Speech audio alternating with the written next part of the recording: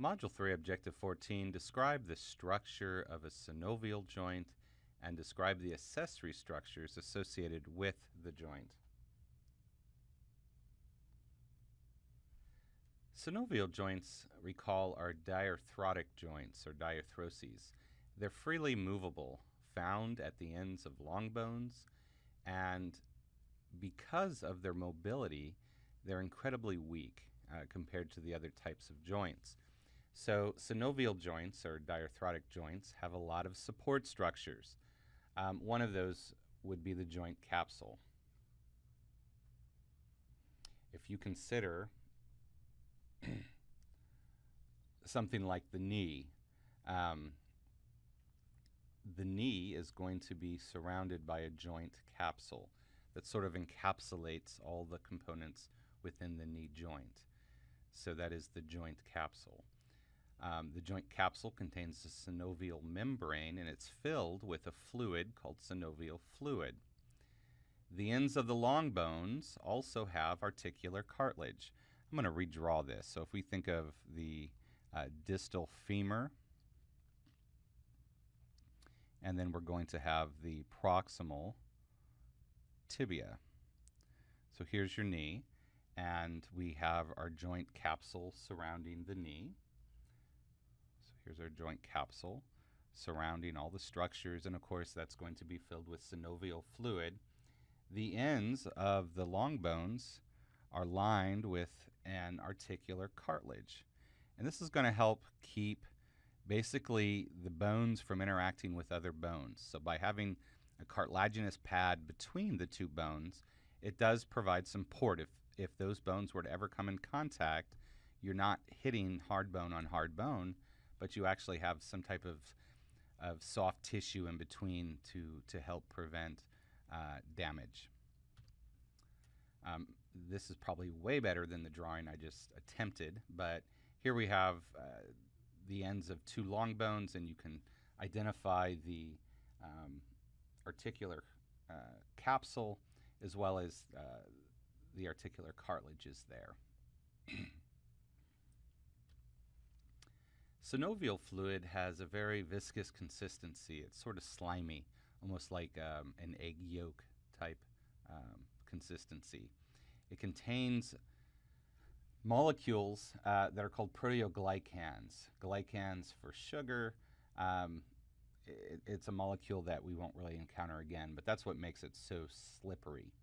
Primary function, it helps to lubricate the components of the joint. It's going to distribute nutrients within the joint capsule, and it's going to help absorb shock that the joint might experience.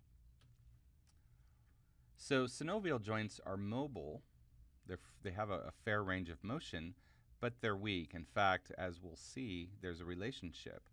As we increase mobility, we're going to decrease the strength of a joint. So a joint cannot be both mobile and strong. There's a trade-off. So the more mobile a joint, the weaker the joint. If you think about our most mobile joint in our body, it would be our shoulder joint, and that is by far the weakest joint. People dislocate the shoulder frequently because of the weakness of that joint.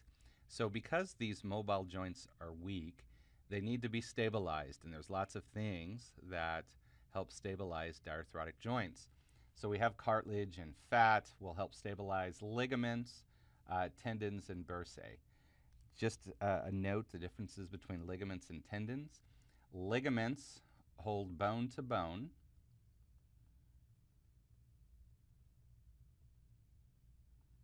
while tendons hold muscle to bone.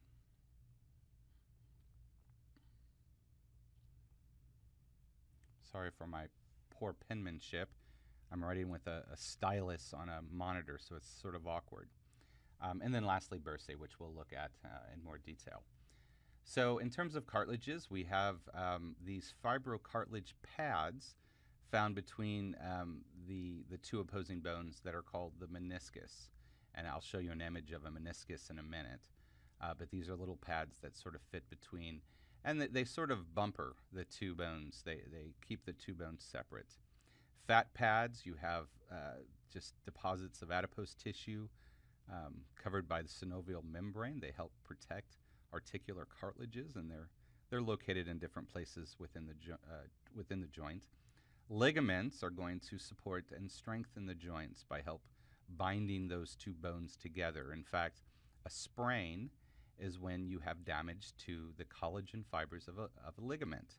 Sprains are very slow to heal because they have a very poor blood supply, but those are ligaments.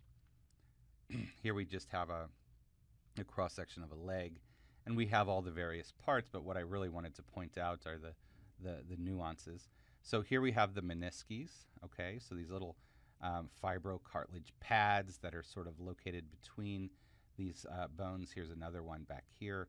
And again, as pressure brings these two bones together, those menisci are going to sort of be right in the middle, and they're going to help cushion and absorb some of that shock. Here's some fat pad distribution. Here we have sort of just distal to the patella, we have a little fat pad in there to help, again, cushion. We have lots of ligaments that are seen in this. Here's a couple ligaments down here associated with the patella, and a ligament between the two bones that make the majority of this joint, the femur and the tibia. So I'll show you some images of some more ligaments in a minute, just so you can appreciate how vast some of these ligamentous networks are. So these are some. The last one that we sort of looked at were the bursae. Bursae are little pockets of synovial fluid, and they tend to develop with stress.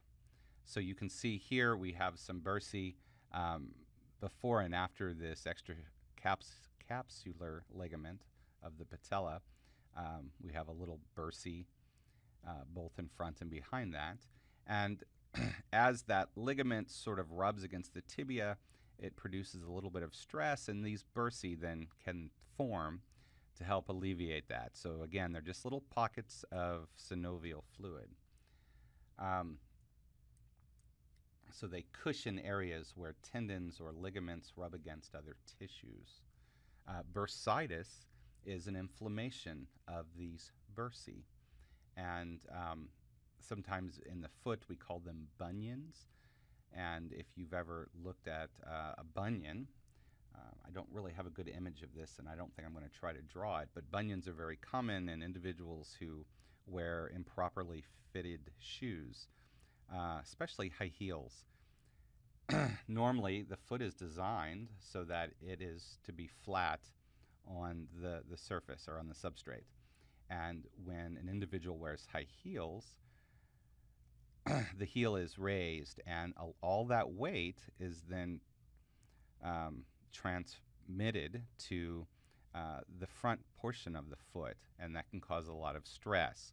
What exacerbates this even further is the fact that most aerial views of high heel shoes end up having pointed tips, and so your toes sort of get stressed and bent within these points, and that can lead to the formation of a bunion on the side of the foot.